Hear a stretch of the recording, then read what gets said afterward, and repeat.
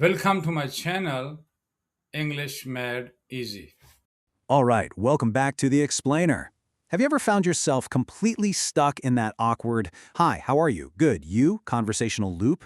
Yeah, we have all been there, and today we're fixing it for good. If you're looking to elevate your everyday communication from basic small talk to truly meaningful, advanced dialogue, you are in exactly the right place. Today, we're taking a scenario-based deep dive into a really natural, advanced conversation. We're going to unpack the exact words and phrases native speakers use to discuss work, balance, and habits, completely deconstructing the mechanics of a great catch-up. So, here is our game plan for today. We're going to break this entire dialogue into 5 quick phases: the art of catching up, navigating work and stress, prioritizing work-life balance, discussing routines and habits, and finally, wrapping up and reconnecting. Let's just jump right in. Phase 1. The art of catching up, setting the tone. Because getting the start right is literally everything. Just listen to this opener. Instead of your basic, "How are you?" which honestly just gets a one-word answer and kills the chat in its tracks, they use something way better. They immediately acknowledge the passage of time by saying, "It's been a while," and then ask, "How have you been managing everything lately?" It's this beautifully open-ended question that gives the other person space for a much deeper, more authentic response. It instantly shows you actually care. Now, what I really love about the response here is the pivot. First, they acknowledge the heavy load. They say they've been busy with work, managing everything. But then they instantly pivot to this positive, balanced outlook. Overall, things are going well, and I can't really complain. It's such a smart conversational hack. You're validating the stress, but you're not letting it drag the overall mood of the catch-up down. Moving right along to phase 2, navigating work and stress, keeping it professional yet honest. Let's see how they build on that opening.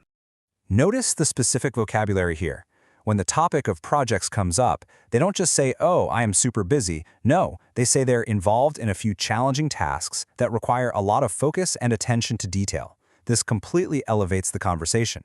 By specifying the exact nature of the work, it gives the listener something concrete to grasp onto, which keeps the dialogue rich and engaging. And the response to that stress? Absolute masterclass. The partner starts by validating the difficulty, saying, "That must be demanding." It's so empathetic, right? But they don't stop there and dwell on the negative. They immediately reframe it as a positive learning opportunity. But I'm sure it's also a great opportunity to improve your skills. That is active, supportive listening at its absolute finest. And the first speaker just jumps right on that positive energy. "Exactly," they say.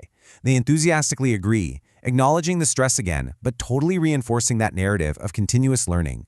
It highlights personal resilience and just keeps the whole conversational momentum moving on this fantastic, optimistic trajectory.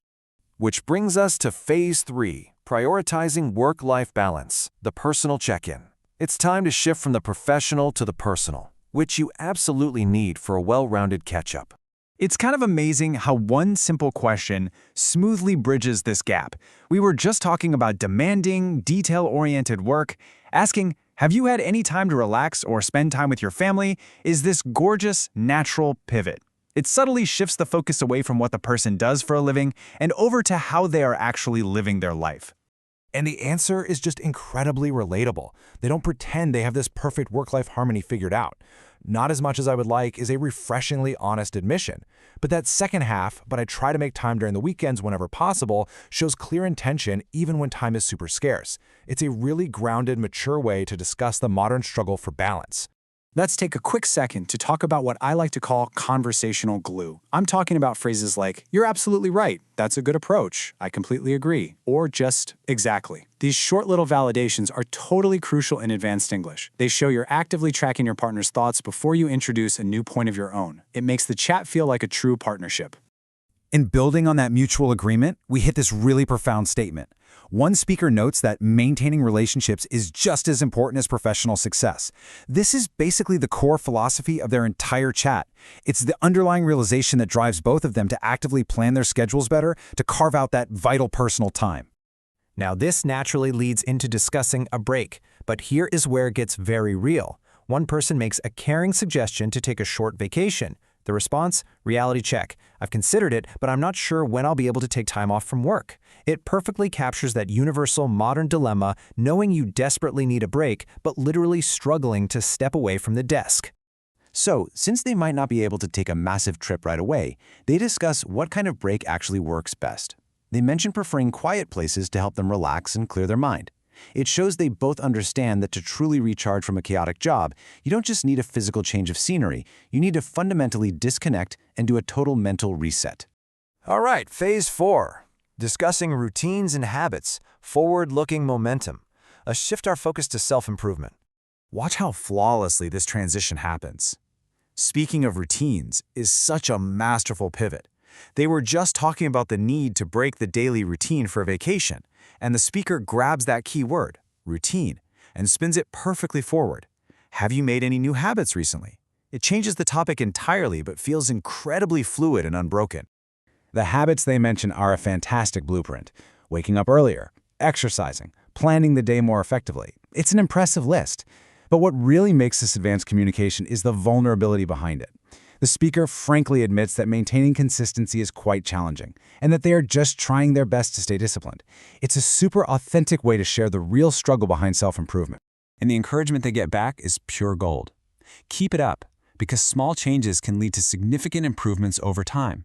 It's wise, it's highly supportive, and it naturally prompts the other speaker to express genuine appreciation. This right here is exactly how you build real, lasting rapport with someone. Finally, we've reached phase 5, wrapping up and reconnecting. The graceful exit. Let's deconstruct something so many of us struggle with: how to end a conversation without making it weird. Check out this highly effective 3-step sequence because it is the absolute perfect exit strategy. Step 1. Pitch the idea. Express a friendly desire to reconnect and do something interesting. Step 2. The positive agree. I would like that. Just let me know when you're available. And step 3. Lock it down. Sure, I'll check my schedule and get back to you later this week. It takes a vague idea and turns it into a concrete action plan, letting both people gracefully and naturally exit the chat. Then you just seal the deal with this brilliant sign-off. Sounds good. I'm looking forward to it. This simple, positive affirmation leaves the entire interaction on such a warm, high note. It's polite, and it confirms the plan without dragging the conversation out for another 10 minutes. So we have totally deconstructed the art of the catch-up today, from navigating stress and using conversational glue, all the way to mastering that graceful exit. My question to you is, how are you going to use these exact advanced sentences to reconnect with someone this week? Seriously, I challenge you to take this blueprint and try it out.